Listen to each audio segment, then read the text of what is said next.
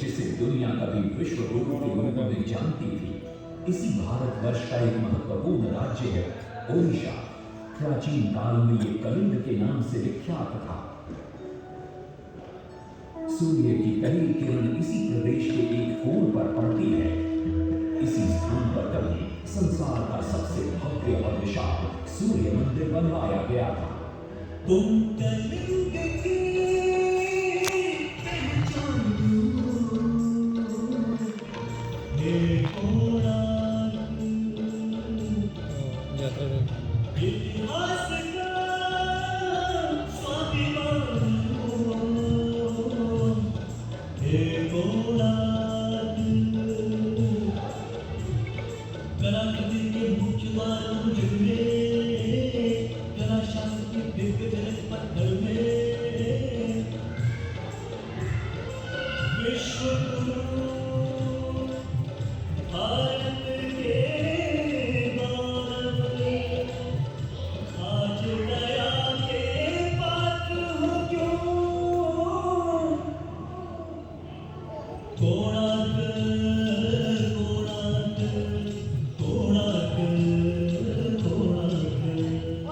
सैकड़ों साल पहले की बात है। पुरातात्विक दस्तावेज के तौर पर संग्रहित पुस्तक मागरा पांजी और बारह चकड़ा में उल्लेख है कि 13वीं सदी में गंगवंश के राजा लांगुला नरसिंहदेव ने इस सूर्य मंदिर का निर्माण करवाया था। नरसिंहदेव युद्ध में बड़े वीर और शक्तिशाली थे और मात्र 18 साल की उम्र में वे अपने पिता राजा अनंग भीमदेव की विशाल सेना के प्रधान सेनापति नियुक्त कर दिए गए थे। कटपा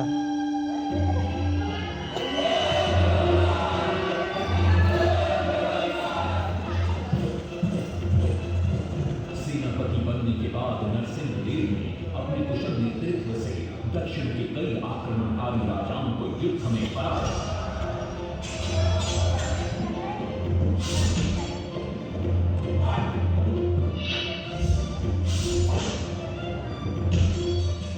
और उनके राजकोष पर कब्जा कर लिया।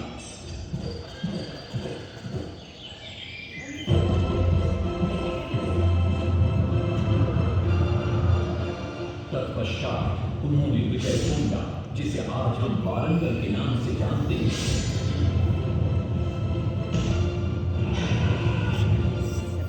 काकतीय वंश के राजा गणपति को परास्त किया।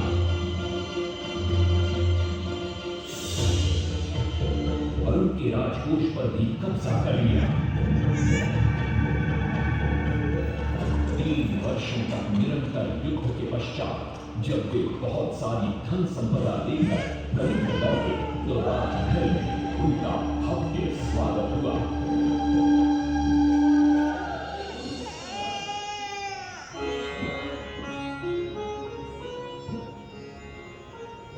राजमाता कस्तूरी देवी पुत्र नरसिंहदेव की वीरता से बहुत प्रसन्न हुई और पुत्र के सामने अपने मन की इच्छा प्रकट की। कहा, तुम्हारे पिता ने शंख क्षेत्र पुरी में भगवान जगन्नाथ का भव्य मंदिर बनवाया। मैं चाहती हूँ कि तुम ब्रह्म क्षेत्र कोणार्क में उससे भी भव्य और विशाल सूर्य मंदिर बनवा। किंतु नरसिंहदेव माता से प्रतिप्रश्न करते, सूर्य मंदिर ही क्यों और वो भी कोणार्क में? तब राजमाता कस्तूरी देवी बतलाती, द्वापर युग में भगवान श्री कृष्ण के पुत्र सांब बड़े ही सुंदर और सुकुमार थे। वो नारद मुनि को चिढ़ाया करते थे। एक दिन नारद मुनि ने सांब को सबक सिखाने की योजना बनाई और उन्होंने सांब की सुंदरता की प्रशंसा कर उन्हें गोपियों के साथ जल क्रीड़ा करने को उकसाया। वहीं दूसरी तरफ भगवान श्री कृष्ण को जाकर कह दिया कि सांब अपनी मां समान गोपियों के साथ जल क्रीड़ा कर रहा। श्री कृष्ण इस बात से बहुत क्रोधित हो जाते हैं और वे सांब को श्राप दे देते हैं, जिस सुंदरता का तुम्हें अभिमान है वो तत्क्षण नष्ट हो जा। सांब को क्रोध हो जाता। जब सांब राजमहल लौटते और मां जामदेवी को ये पता चलता है कि पिता श्री कृष्ण के श्राप की वजह से सांब की ये अवस्था हुई, तो सारी रानियां क्रोधित हो जाती। नारद जी को बुलाया जाता। वे रोग मुक्ति का उपाय बतलाते। वे कहते हैं, सूर्य की पहली किरण ऊर्ध्व देश के कोण पर पड़ती है जिसका नाम कोणार्क है। सन को वहीं जाकर सूर्य की आराधना करनी होगी।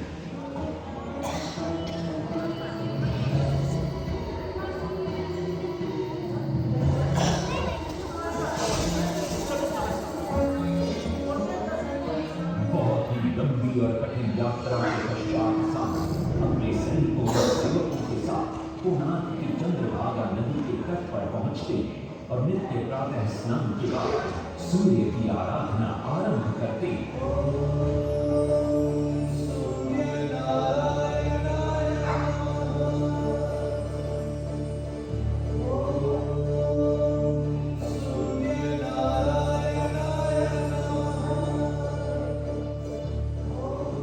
अन्न जल त्याग कर 12 साल की कठिन तपस्या के बाद सूर्यदेव प्रसन्न होकर प्रकट होते और सांब को रोग मुक्त होने का वरदान देते।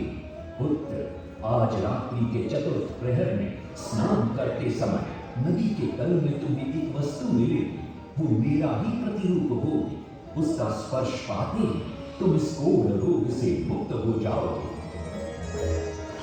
स्नान के पश्चात सांब जब नदी से बाहर आते तो वो रोग मुक्त हो चुके होते।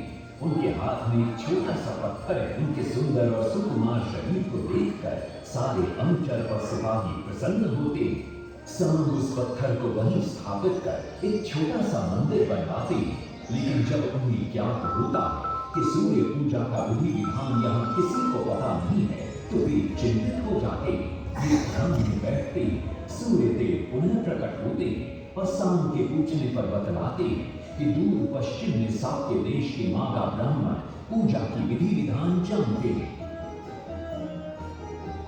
सांब साक्य देश की ओर निकल पड़ते जो आज का ईरान है। महीनों की लंबी यात्रा के बाद सांब 18 मागा ब्राह्मण परिवारों को साथ लेकर कोणार्क लौटते और सूर्य मंदिर में पूजा शुरू हो जाती है। राजमाता कस्तूरी देवी नरसिंह देव को बतलाती है कि विवाह के कई वर्षों बाद तक जब हम निसंतान थे, मैंने भी उस सूर्य मंदिर में पूजा अर्चना की और तुम पुत्र रूप में मुझे प्राप्त हुए। माता की बात सुनकर नरसिंह देव मां को कोणार्क में संसार का सबसे भव्य और विशाल मंदिर बनाने का वचन देते। सदाशिव सामंतराय महापात्र, जो शिवई सांतरा के नाम से लोकप्रिय थे, वे अपने सहयोगी बीसू महाराणा के साथ मंदिर का प्रतिरूप बनाते हैं और नरसिंह देव के समक्ष प्रस्तुत करते हैं। नरसिंह देव मंदिर का प्रतिरूप देखकर अभिभूत हो जाते हैं और शीघ्र मंदिर निर्माण कार्य आरंभ करने का आदेश देते हैं। दूर से बड़े-बड़े पत्थर लाए गए, जितने पत्थर डाले गए सारे टूट गए। पानी को डाला, उसमें डाले गए, नहीं पता डाला, सारे टूट गए। सिर पे सांकरा होए परेशान, किस विधि मंदिर बने। सिर पे सांकरा होए परेशान, किस विधि मंदिर बने। एक दिन वे चिंतामग्न कोणार्क लौट रहे थे, तभी उन्हें प्यास महसूस हुई। उन्हें पास ही में एक कुटिया दिखाई पड़ती है जहाँ एक बूढ़ी औरत से उनकी भेंट होती है। शिवई सांतरा पानी मांगते हैं। बूढ़ी औरत पानी के साथ गरम गरम भोजन भी लेकर आती है। वे थाली के बीच में हाथ डालते हैं जिससे उनका हाथ जल जाता है। तब वो बूढ़ी औरत मुस्कुराकर कहती है, तुम तो शिवई सांतरा की तरह बीच से भोजन उठाकर खा रहे हो। ये सुनकर शिवई सांतरा को अपनी भूल का एहसास होता है। माता रामचंद्र ने उपाय सुझाया, समझे सिर सांतरा।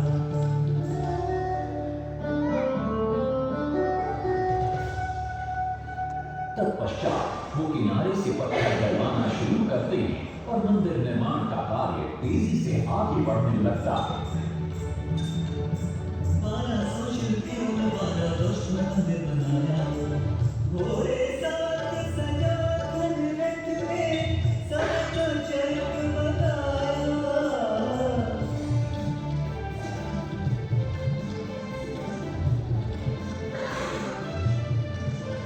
दूसरी तरफ कलिंग के उत्तर के राज्यों के नवाबों के बार बार राज्य पर आक्रमण हो रहे थे। इन आक्रमणों से क्रोधित होकर नरसिंहदेव अपनी विशाल सेना को लेकर युद्ध के लिए निकल पड़े।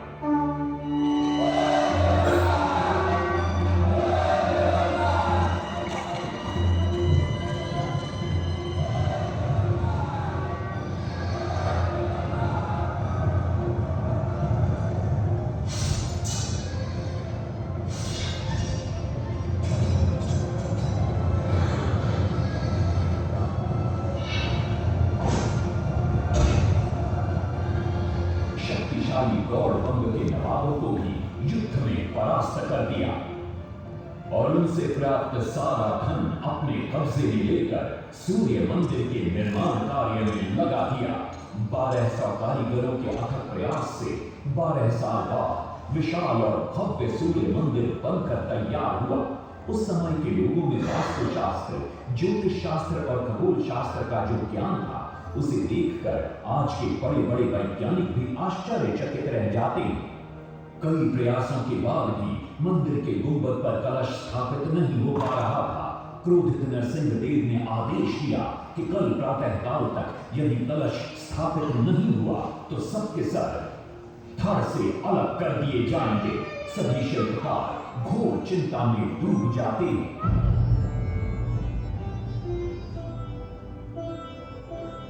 दूसरी तरफ मुख्य शिल्पकार बीसू महाराणा का 12 साल का बेटा धर्मपद सूर्य मंदिर के प्रतिरूप पर कलश बिठाकर प्रसन्न होता है और मां के सामने अपने पिता से मिलने की इच्छा व्यक्त करता है। मां अपने बागीचे के बेर पोटली में बांध कर लेती है और कहती है, अपने कुत्ते बलिया को साथ लेकर कोणार्क जा। बलिया अपने मालिक को पहचान लेता है और बीसू महाराणा से निपट जाता है। धर्मपद अपने पिता को प्रणाम करता है और अपना परिचय देता है। सबको चिंता में देखकर वो अपने पिता से इसका कारण पूछता है। कारण जानकर धर्मपद कहता है, अगर आप आज्ञा दें तो मैं मंदिर के गुंबद पर कलश स्थापित कर सकता हूं। शिवे सांतरा धर्मपद को अनुमति दे देती है।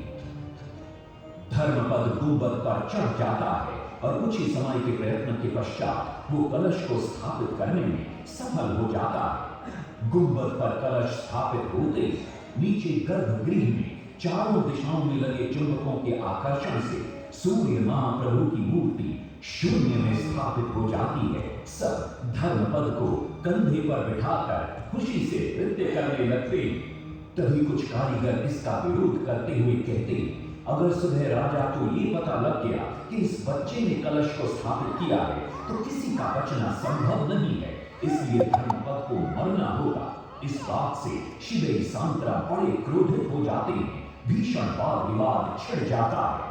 ये सब देखकर धर्मपद गहरी चिंता में पड़ जाता है और वो सोचता है कि यदि मेरे जीवित रहने से इन सब का सर काट दिया जाएगा तो इससे अच्छा है कि मैं आत्म बलिदान कर दूं ताकि सबके प्राण बच जाएं। और उसी पल धर्मपद नवनिर्मित सूर्य मंदिर के शिखर पर चढ़ जाता है।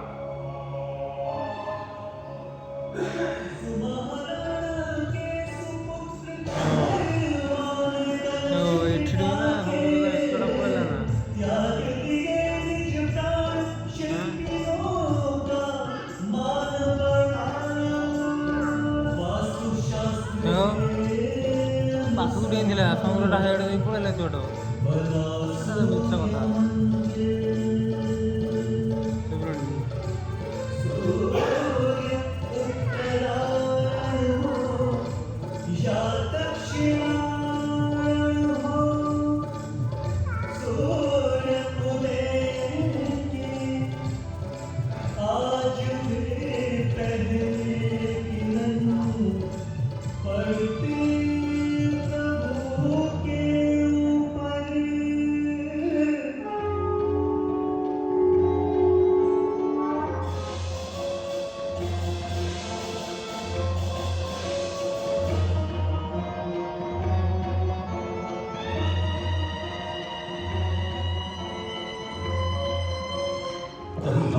नरसिंहदेव भी आ पहुंचते।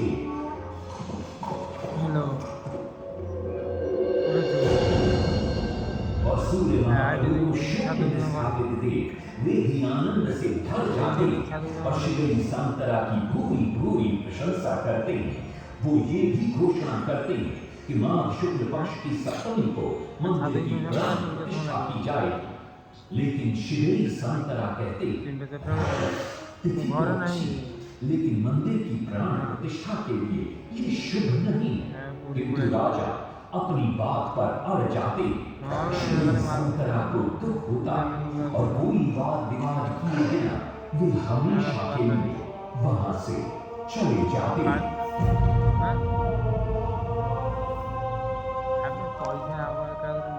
पूर्व निर्धारित तिथि पर मंदिर की प्राण प्रतिष्ठा संपन्न होती है।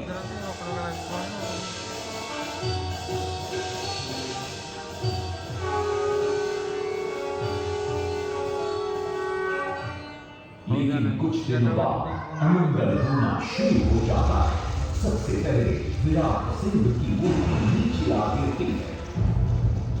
तत्पश्चात मंदिर की शिलाओं का गिरना भी शुरू हो जाता है। नरसिंह देव को अब समझ में आता है कि श्री सांतरा का कहना सही था, लेकिन देर हो चुकी थी। बहुत साल बाद मंदिर के आसपास जंगल उगाए और ये मंदिर घने जंगलों के बीच छुप गया। जब अंग्रेजों ने जंगल के बीच इस मंदिर को देखा तो उन्होंने इसका पुनरुद्धार किया। आज आप उसी विशाल मंदिर के भग्नावशेष देख रहे हैं। ये है इस प्रसिद्ध मंदिर की कथा। अब इस कथा में कितनी सत्यता है और कितनी कल्पना है ये तो किसी को नहीं मालूम, लेकिन ओडिशा की जनश्रुतियों में यही कथा विद्यमान है। तुम कलयुग की पहचान हो, देखो ना इतिहास का स्वाभिमान